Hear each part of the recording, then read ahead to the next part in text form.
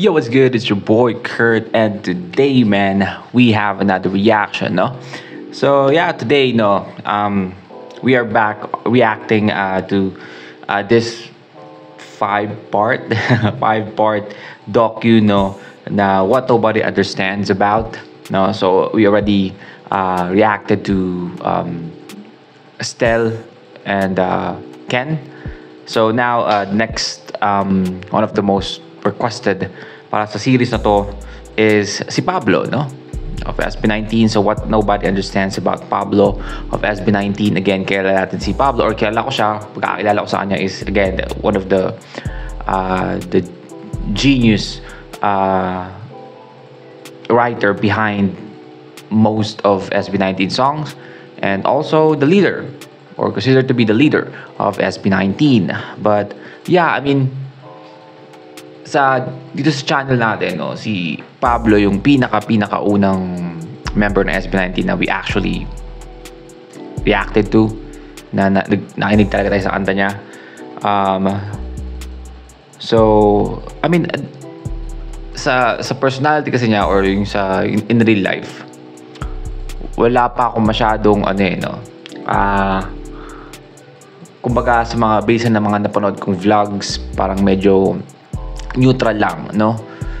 May kita ako siya sa mga vlogs na, I mean, nakikipagbiruan siya, pero at the same time, mas nakikita ko siya as yung laging naka-locked in, no? Pag nagte-training sila or nagka-practice sila, no? Like nung pag-react natin sa I don't know if I don't know if I already uploaded this, but like right now na sinushoot ko to, no, hindi ko pa na-upload yung reaction ko ng vlog nila ng making ng choreography, no. So I hope na na-upload ko na, no, kasi yun na nga, katulad ng sa video na yun or sa vlog na yun, sobrang laging pang makikita mo yung pagka-focus ni Pablo. But like in real life na ugali niya, I mean, medyo hindi pa ako nakakita ng, or hindi makapagtagalog na maayos po. Hindi ko pa siya masyadong kilala yung ugali niya in real life. So yeah, I'm really excited for this. No, without no further ado, man, let's get it. By the way, shout out Casual Chalk, no. Mag-react ulit ako sa content mo, no. Thank you. It's okay to make mistakes, but don't. Totoo, no? I mean, again, it's okay to make mistake, no? Minsan, may mga mistake na hindi natin may iwasan, no? And that's okay. Hindi mo siya kailangan dibdibin ng sobra-sobra. Kasi, I mean, pag dinibdib mo siya ng sobra-sobra, most probably, discourage ka na tumuloy, no? Minsan. But yeah, again, if kaya mo siyang pigilan, and then don't. Right? And tinan mo yung boses niya doon, parang nag-rap pa rin si Pablo. Pakinggan mo yung tono niya sa sinabi niya yun.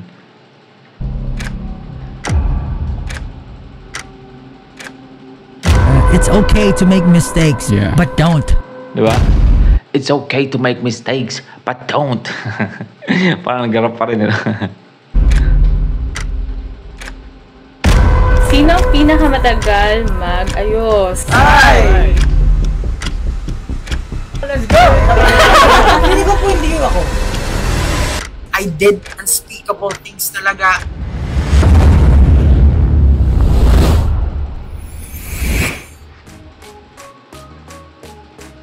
Everybody would love a taste of Pablo's life, having his own family business and the utmost respect from his co-members and fans. Pablo's life seems perfect, yet the truth is completely different. Not too long ago, he has been put in the shadows even though his role with SB19 is supposed to be significant. There were moments that his work wasn't even acknowledged. He is also seen as a member who is the strongest personality, which most people don't understand.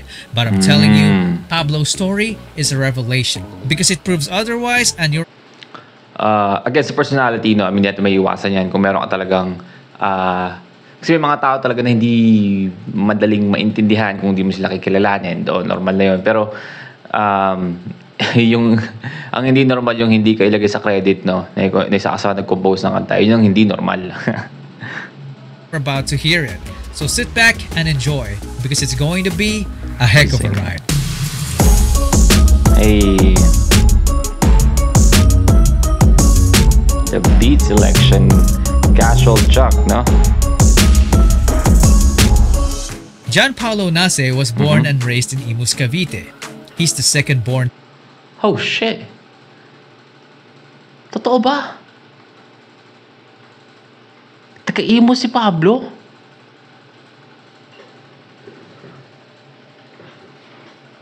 What the hell? I mean, siguro, OA naman ako sa pagkaka-confuse, no? Or sa pagkakagulat, no? But yeah, lumaki kasi ako sa Imus eh. Sa Imus ako lumaki. Sa Anabu, specifically. No? So, nakagulat lang na taga-Imus siya. Hindi, kasi, I mean, Cavite is napalay ng Cavite, no? Pero sa Imus talaga siya. Imus? Oh. Wala mo, nagkasalubong na pala kami ni Pablo noon, no? Hindi pa siya sikat, no?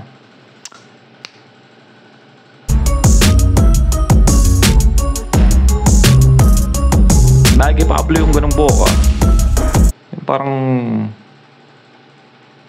Joker style yung haba. Parang Heath Ledger na Joker yung haba, hindi yung itsura. Tapos parang mayroong highlight sa harapan. Gianpaolo Nase was born and raised in Imus, Cavite. He's the second born child along with 2 sisters and 2 brothers. Their mom took care of them while their dad provided for them financially from overseas. Pablo grew up as a shy kid who tends to space out, and because of that, he sometimes wandered off of their pack when they were outside. So is one of those kid na malawak yung imagination, di ba? Usually mga genius na bata, mga usually they can paano sabihin to? Yung parang sobrang vivid ng imagination nila and sobrang lakas ng imagination nila. I mean, kahit anong isipin nila, parang na sobrang nakikita nila mismo sa image. Kasi, I don't know kung sa inyo, no? Kasi I feel like may ibang tao na parang pag may tinatry silang i-imagine na bagay, hindi nila sobrang nakikita talaga ng malinaw sa imagination nila. Alam mo yun, gigits mo sinasabi ko. Parang kasi parang may ganun ako eh. Minsan may gusto akong i-imagine isang bagay na parang ang hirap makita, pero alam mo yung gusto mong ang hirap maipag-anuhan ng utak. Basta ang hirap kasi parang it's a feeling eh, no? So parang hirap niya i-explain, pero basta yun. There was a time when their family was in the mall and he suddenly went missing. They panicked for a little bit, only to find him urinating on a plant in the corner. There was also another time when he fell into the canal. What? Pablo's childhood was never I boring think because he was surrounded by a loving family. As a teenager, Pablo was very active in sports. In fact, he made it to his high school's varsity basketball team playing the point guard position. Oh shit. Behind the scenes, his passion for music got ignited when he found the hip-hop artists like Eminem, Glock 9, G-Dragon, Looney. Oh shit, no? I mean, parehas kami ng pinagkuha ng inspirasyon. I mean, Eminem, Glock 9, no? I mean, Looney, rin tugma, no? Always. I mean, G-Dragon, pwede, no? I mean, most of the time na naikinig ako sa Big Bang, I mean, si G-Dragon din talaga pinapainggan ko, like yung Crook, no? Yung pinapabalito akong kanta, so yung pinakalala ko. Tapos, ano yun? Negamonde. Ano ba title? May paborito akong kanta ni G-Dragon eh. Na Majima na na na na na na na na na na na. I don't know kung may nanonood sa inyo na naging fan ng Big Bang, pero kata si G-Dragon na yung music video niya is yung nasa loob siya ng salamin. Yan, dumating siya sa nakakotse, tapos pumasok yung kotse sa loob ng salamin, tapos doon siya nagpe-perform, no? Habang basta isa sa mga bulito ang kanta niya. And NF. This is when he started. Oh shit, man! Kaya pala, halatang halata. Mas kuhang-kuha niya yung style ni NF, no? NF din isa sa mga bago lang siguro NF naging ko siyang paborito since nung Cloud mixtape niya last 2022, 2023 basta yung Cloud mixtape niya kung sino nanonood kay or nakikinig kay NF, di ba? Alam niyo siya sabi ko. But yeah, and again kakalabas lang ni NF ng new album last year, no? Sa mga sa mga nakikinig sa kanya. But yeah, hope. Writing songs in secret as an outlet for his emotions. He kept the dream of performing to himself because of his shy attitude. Most families in the Philippines believe that going overseas will set you up. Man, come on. Just realize, no? I'm just blown away, no? Sa lahat ng, oh shit, maybe I'm a genius too. A genius, no? I mean, lahat kasi, as in lahat, no? Walang, like, Eminem is like always my number one, no? Siya talaga pinaghugutan ko kung bakit ako nagsusulat ng rap, no? And then Glock 9, of course, Pilipinas. That's my goat, man.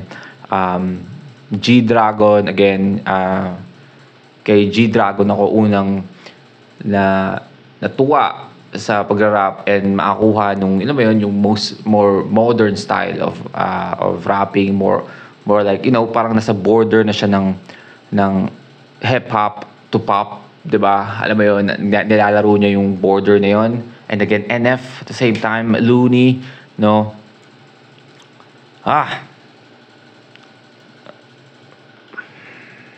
This is when he started writing songs in secret as an outlet for his emotions. He kept the dream of performing to himself because of his shy attitude. Most families in the Philippines believe that going overseas will set you up for life, and Pablo's family wasn't a stranger to that. He initially took up accountancy in college because the job was in demand abroad, but he immediately regretted it and felt. Ngayon hindi ako tapos ng college, no? Kasi akong bata, no? pala kaibigan, pala tropa akong bata, no? So hindi ko natapos yung college ko, no? Pero I feel like isa yun sa mga pinaka siguro pagsisihan mo, no? Kung naghanap ka ng course or naghanap ka ng mag-aaral ka dahil in demand yun sa ibang bansa para sa trabaho, no? I feel like kung hindi mo naman talaga, it's a different story kung gusto mo talaga yung course mo, right? And in demand siya at the same time. I mean, win-win, no? Pero pag pinili mo lang siya kasi in demand siya dahil sa pera, pero ayaw mo naman talaga, I mean, I feel like magsisi ka sa uli or in the long run, maybe in your second year or even like the first semester, no? Baka ayaw mo na. That the course wasn't for him. Oh, yeah? He loved writing songs. Come on, man. It's Psychic Kurt again. Bakari again with this, premonition, no? Prediction, man. Casual Chuck, man. We really need to collab. Pablo's family wasn't a stranger to that. He initially took up accountancy in college because the job was in demand abroad, but he immediately regretted it and felt that the course wasn't for him. He loved writing songs and wanted to get better at it, so he decided to shift his course to a Bachelor of Arts in English. Nice. This is when he started learning about poetry and different types of literature, which definitely played a big role in the future. Yep. In his senior year, his younger siblings started going to college as well, and their family's income was no longer enough to keep them all in school. So he started working as a call center agent at night while studying in the morning. Oh, man. I mean, hindi kasi ako nag-aral ng like English literature and paano mag-construct ng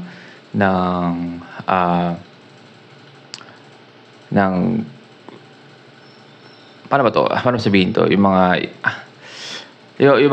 mga metaphor, simile, personifications, no?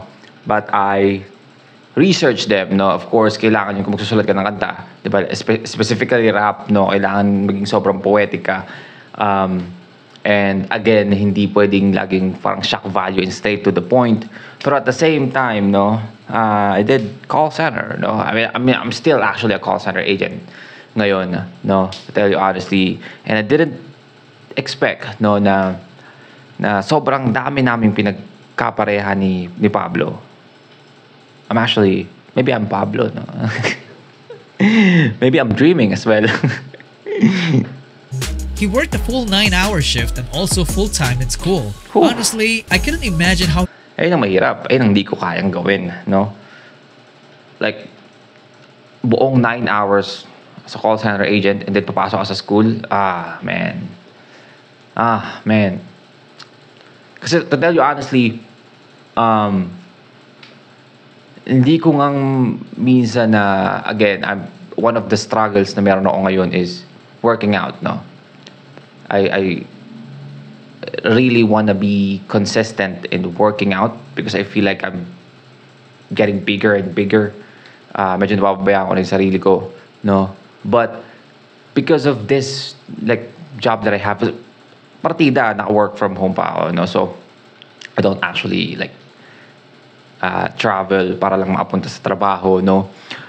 Sa bahay lang ako. Pwede akong dumiretso sa trabaho kahit kaagising ko lang, kahit may muta pa, kahit wala akong ligo, no? Pero after that 9 hours, parang hindi ko pa rin kaya, no? Parang natinatamad na ako pagkatapos. Alam mo yun, yung pwede ka mag-workout within 30 minutes, no? Parang yung explosive workout, pwede mo gawin yun in 30 minutes. Man. Pero minsan hindi ko magawa, no? Kasi sobrang nakakatamad na, sobrang nakapagod. So just imagine Pablo doing full-time job and then going to school, man. Wala na akong natutunan kung he survived all that, but he did. He Oh, got his shit. bachelor's degree in English, and according to some sources, if Alam mo, what did I say? Did I say English literature? Ayun na. Anyway, so gusto ko sabihin, no, I'm always amazed sa mga taong nakakatapos, no. Lalo na sa panahon ngayon. Siguro dati, kung sabihin natin dati, no, parang mas maraming bata yung, correct me if I'm wrong. I feel like mas maraming kabataan ang nakakatapos dati kaysa ngayon. Kasi ngayon, napakadami ng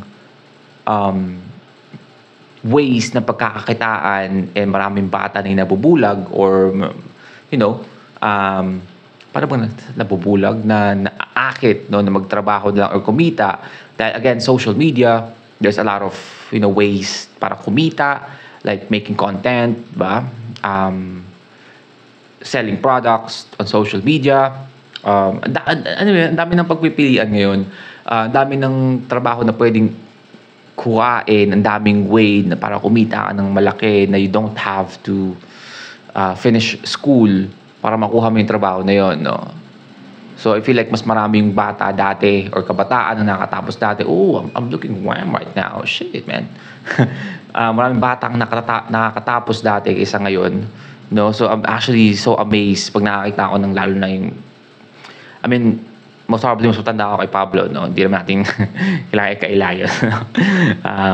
Pero nakaka-amaze, no? Nakaka-amaze yung mga taong nakatapos ng pag-aaral. Sana all. If only he wasn't a shifter, he would have graduated cum laude.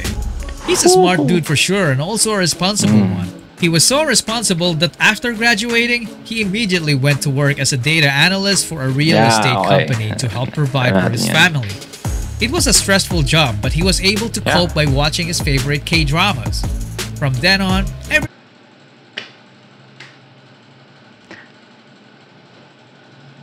like, come on, man. Pati yung mga K-drama. Nakalimutan ko yung pangalan ng lalaki, no? Park Seo-yoon, right? Yun yung pangalan ng bida doon. Isa siya sa pinapaborito kong, correct me if I'm wrong, hindi yung pangalan niya, no? Nalimutan ko, no? So, isa sa pinapaborito kong, artista sa Korea, no? Kasi, again, ang galing niyang gumawa ng mga movie na like fiction, action, and then comedy, no? I always want to watch movie na may halong comedy, no?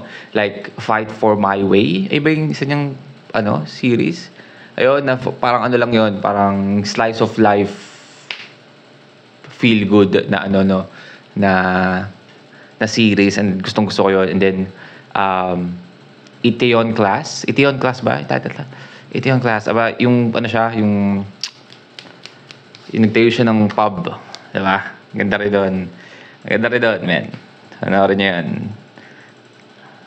Everything was smooth sailing until the big what if started bothering him.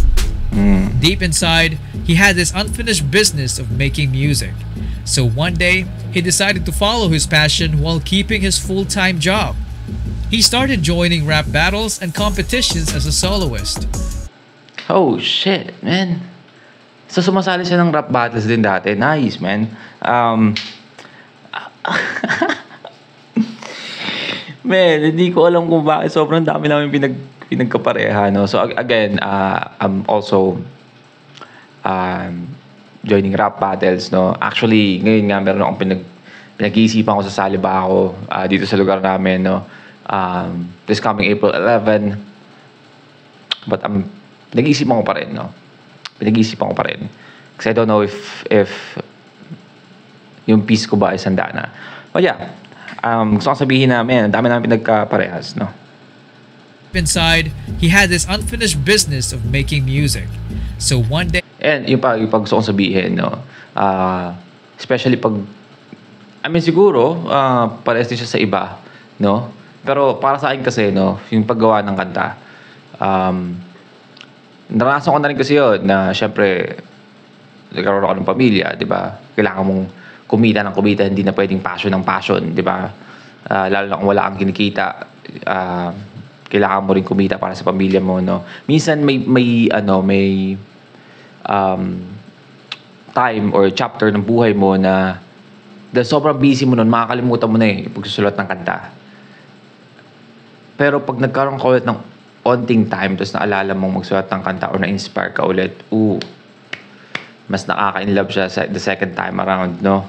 Mas yung gigil mo mas andon kaysa nung unang beses na ginagawa mo siya. I don't know about Pablo. Siguro ako lang. But he decided to follow his passion while keeping his full-time job. He started joining rap battles and competitions as a soloist.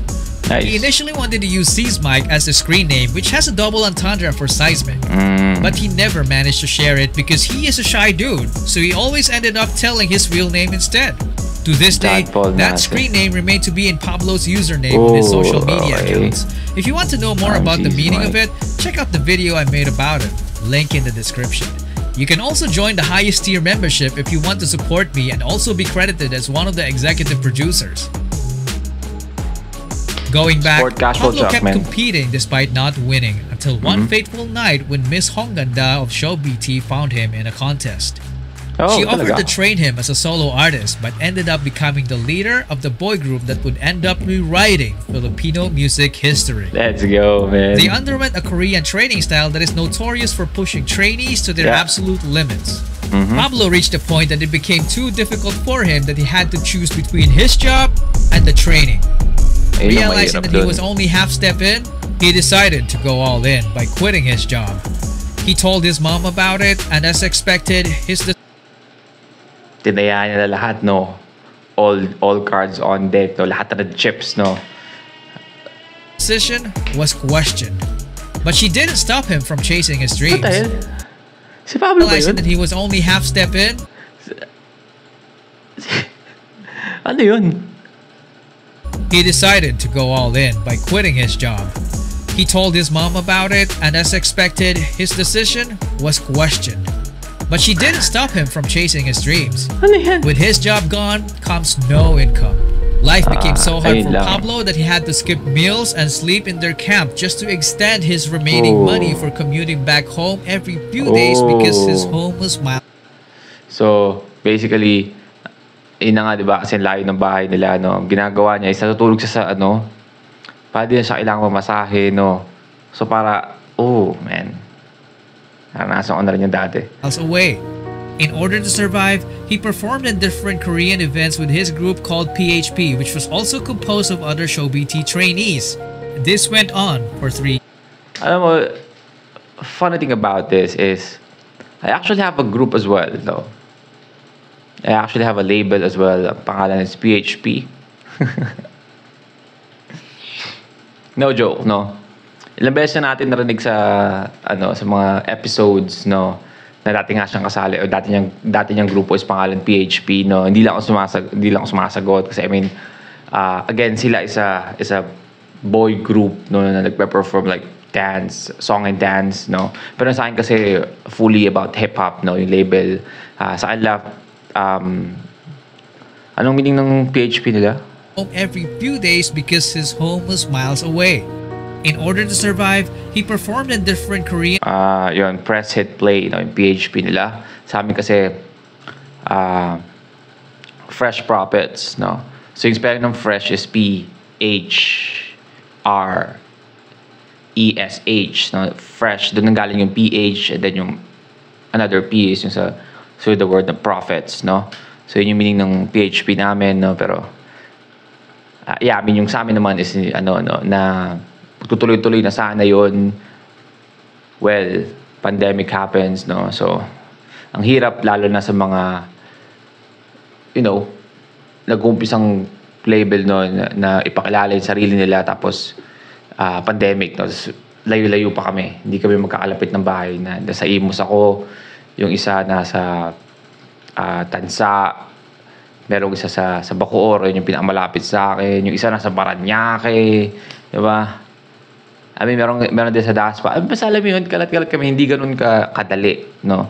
Lalo na nung quarantine na from isang bayan pupunta ka sa kabilang bayan, para ang pumunta na sa ibang bansa, no.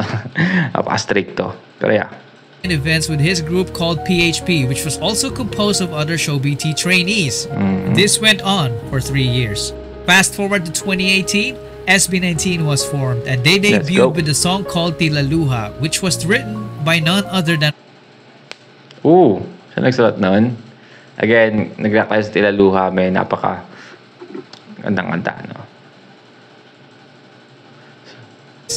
This went on for 3 years. Fast forward to 2018, SB19 was formed, and they debuted with a song called Tila Luha, which was written by none other than Pablo. This was a song that was supposed to capture the hearts of the Filipino people, but sadly, barely anyone cared about it. The same thing happened to their second... Right. What the fuck? Oo nga pala, no, nabanggit na pala to nung sa SB19 story, no? Na ito yung dinebut song nila. Tapos parang medyo nag-flop siya. No, like... I mean, again, ako na naghingi ng sorry, no? I mean, hindi pa namin alam kasi. Wala pa kaming alam. Pagpasensya nyo na SB19, no? Wala kaming alam dati. Pero man, again, that song is fucking masterpiece, no? Napaka-saya na malaman na ngayon is marami na nakaka-appreciate ng kantang yun, no? I mean, yung unang beses ko palang narinig yun, na. Alam ko na maganda yung kanta, no? single. Pero dahil siguro, hindi pa sila sikat noon, tapos galing sa hindi pa sikat na artist yung kanta, wala masyadong pumapansin, no? So, hindi dahil hindi maganda yung kanta, kundi dahil hindi sila pinapansin. Go up. This was supposed to be the time when he could tell his parents that he has finally made it. But instead... Oh yeah, I'm actually just I'm also planning to react to Go Up, no? Basta, malaman nila ng pagkailan. Di ko pa pala napapakinggan yun. Buti lang naalala ko dito. Nipilit ko tandaan kung ano yung isa lang kanta na gusto kong pakinggan. Yun nga yung Go Up. Yeah. Hearts of the Filipino people. But sadly, barely anyone cared about it. The same thing happened to their second single, Go Up. This was supposed to be the time when he could tell his parents that he has finally made it. But instead, it became the reason why he started to question himself. This was a major blow to his confidence, so he shut himself off from the public and did some quote-unquote unspeakable things. If it wasn't for George and Pablo's faith in God, he wouldn't be here today. Oh shit. So, muntik na siya mag-suicide? Ganun ba? Come on, man. Isa yan sa mga pinakaayaw ko, no? Suicide, no? Suicide. I mean, I try to do it as well, no? Pero, I mean, walang pumigil sa akin. No? Ako yung pumigil sa sarili ko, no? I just realized namin, this is so lame, no? I'm so lame. Ano ba itong ginagawa ko? Hindi ko pala kayang mamatay, pero anong ginagawa ko dito? Ba't nakatayo ako sa bangkong to? Ba't merong lubid dyan, no? So, alam mo yun, ako yung mismong na-cringe sa sarili ko na, this is fucking lame, no? After nagawin mo yan, ano mangyayari? Like, hindi mo naman naayos yung problema mo, nagbigay ka pa ng problema sa iba. No, you're so fucking lame, no? So, yun, simula noong time na yun, like ko nang sinasabi sa sarili ko, no? Again, pwede akong malungkot. Again, sobrang daming pero hindi option yun para pamatay ka. Kasi again, at the same time, hindi ka naman, ako kasi tipo ng tao na gusto kong manalo.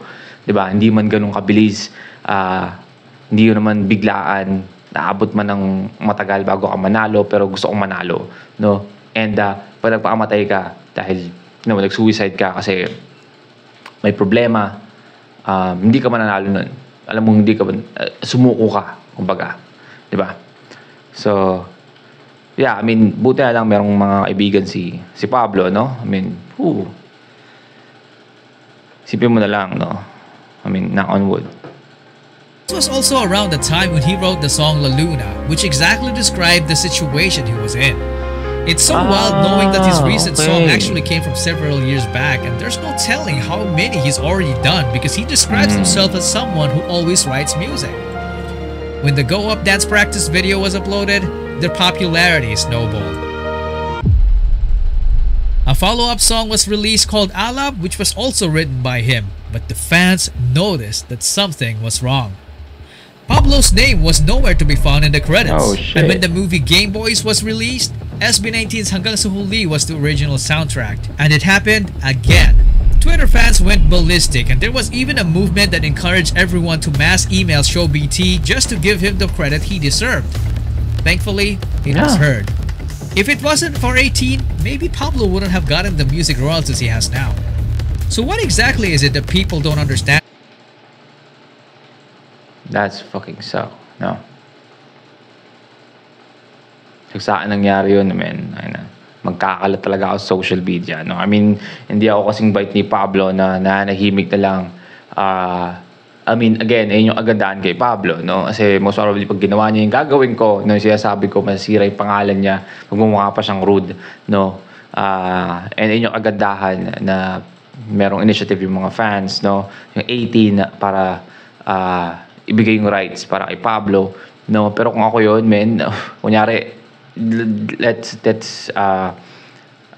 say that, for example, ako si Pablo. Let's say lang hindi ko sinasabing ako si Pablo. Sabi ako si Pablo, no? Pero let's say, no, na ako si Pablo. Man, siguro baka ayaw nyo na sa akin. Siguro, ako pa yung dahilan kung bakit hindi magkakaroon ng pangit na pangalan yung SB19 kasi most probably, I'm gonna go berserk, man.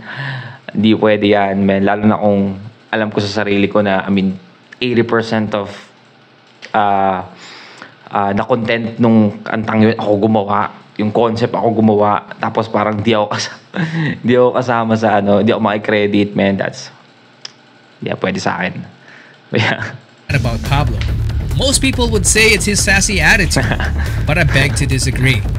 We learned in his story that he's arguably the most introverted person in this group, and still perfectly described it in this clip. Nung una, ang weird niya po, nagsasalita mag-isa, parang bigla na lang siya nagagano. Sa isang tabi po, nakatayo siya sa gilid. Tapos may training kami, tapos biglang gagano. Tapos biglang gagano siya.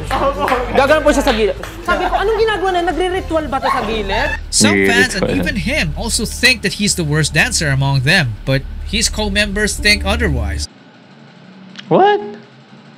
I mean, again, I don't understand. Wala pa kasi yung dam nento, yung dance practice ng dam. And at the same time, no, again, hindi ko pa naman napapakita, iba lang. Hindi ko pa napapanood. I mean, yung iba lang dance practice. Pero, as far as napapanood ko, yung dam dance practice sila, I mean, hindi ko makita kung bakit sila sabing weak or si Pablo yung pinaka-weak sa pagsayaw, man. Come on.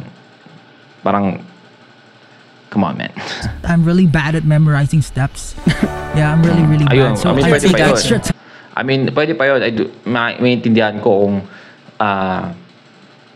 hindi siya ganun kabilis makaalala ng dance step. No, that's okay. Pero it doesn't mean na hindi siya magaling sumayaw or siya yung pinaka-weak sa pagsayaw, no?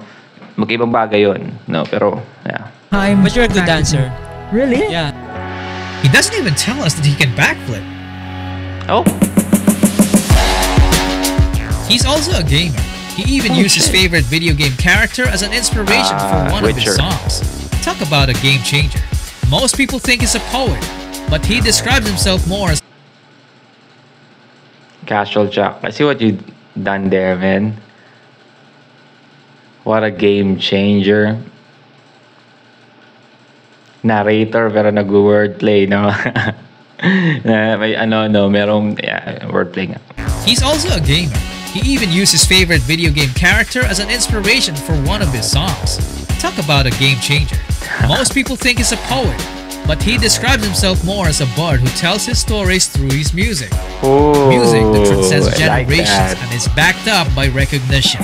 The winner of this season of the Juki Music Awards is Pablo. Let's Congratulations. The winner of the Composer of the Year award goes to John Paulo Nasser. Congratulations. Let's go, man. He can sing, he can rap, he can shoot, he can pop, he can play, he can snap, he can flip, and he can't stop. Pablo's mind is a Man. Casual Chuck doing a rhyming scheme, man. Congratulations. He can sing, he can rap, he can shoot, he can pop, he can play, he can snap, he can flip, and he can't stop. Pablo's Hey. mind is a race, and he's always 5 steps ahead of us. He does what he does because he strives for perfection, which brings us to the most misunderstood thing about him, his reputation as a genius. Sometimes it makes me wonder, why does Pablo keep on asking this question? Why us? Why are we here right now? The answer for me is the lesson I learned from his story. I learned that the person performs better when there's no safety net. He had no Yep. plan B. Pablo gave up everything and decided to go all in by focusing on getting better True. at his craft. He True. believed that failing to prepare is preparing to fail. To fail. So he made the world his library. Come on, man. Casual Chuck. Man, I feel like ito yung pinakamagandang narration so far. Again, yung storytelling ni Casual Chuck sa ibang is, again, superb, no? Pero yung, alam mo yon yung ano niya dito, yung narration niya dito, yung play niya ng words, man, binagay niya mismo kung sino yung ini-introduce niya, no? Napakaganda nun, man. Props kay Casual Chuck doon. To become the best version of himself and became the guy who worked while others slept, the guy who learned while others partied, the guy who led while others followed, the guy who lived like others only dreamed of. A leader has the capacity to translate vision into reality. And that's the answer to Pablo's why.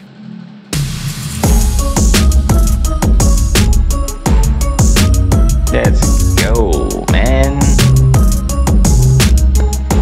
Alright, well again, that's what nobody understands about Pablo of SB19, man.